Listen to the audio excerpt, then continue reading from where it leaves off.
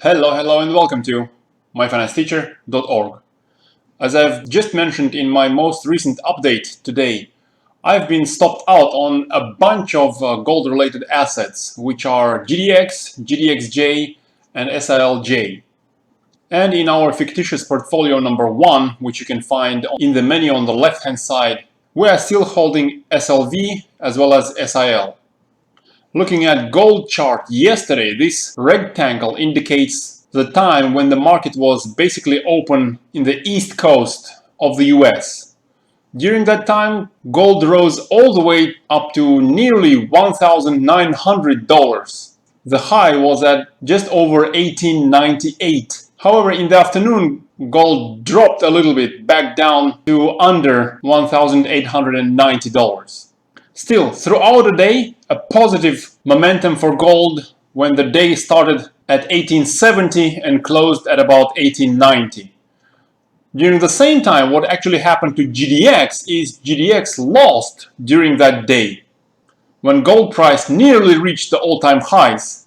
By the way, the all-time highs are at about 1920.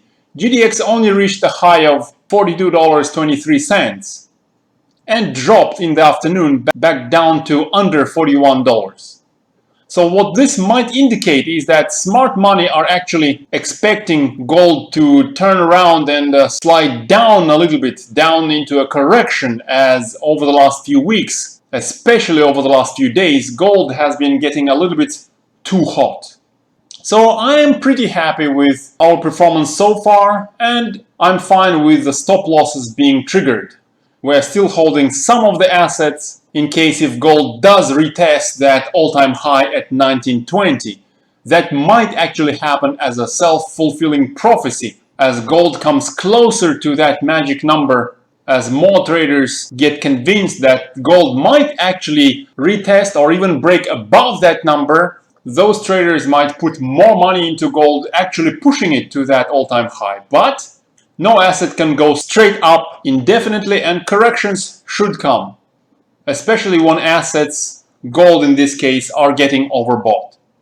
So even if my position does miss a further move to all-time highs, exiting with a bunch of the positions around this area close to 1900 is pretty good.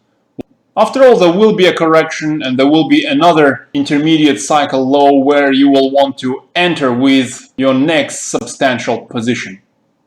Next, let's have a look at cryptocurrencies. Yesterday, Ethereum nearly reached our target of $280. The high yesterday was above $278. Now that I think about it, I should have probably placed a take profit order to sell Ethereum when it reached somewhere close to $280. Today we see a red candle on Ethereum, we see the 14-day RSI is overheated, and the ongoing Ethereum cycle is on day 27. Usually these last for 51 days. So we are around the midpoint on Ethereum, and after a nice rally, remember we entered at just above 235, as you see from the records in our portfolio. So that rally up to the current price, that's even without taking into account the recent high, so far is giving us nearly 16% gains. And with these nice gains, I'm actually inclined to sell at least part of this position, even though the position is quite small. So once I finish with this video, I will update the entries in this portfolio. Besides that, I'm going to bring the stop loss a little bit higher in case if this decline in Ethereum continues as it's coming down from overbought levels. We want those stop losses to protect our gains, even though the gains again are relatively modest since the position size was quite small. What's interesting is Bitcoin, I think, because Bitcoin might be getting ready for a move higher.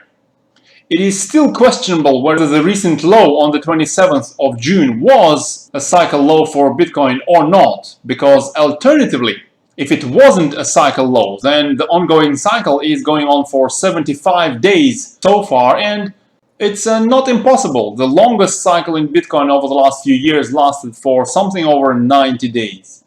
But for now, with Bitcoin giving us higher lows and higher highs, I think the chance is greater that the 2-month cycle in Bitcoin did actually finish on the 27th of June. In that case, I want to take a small position in Bitcoin once we see a turnaround from this red candle and a continued move higher. We see some strength in RSI and it's far from overbought levels, so there is still some potential to move higher. And even though Bollinger Bands have been poked through a few times, they've been pretty narrow, so still a violent move up is quite possible.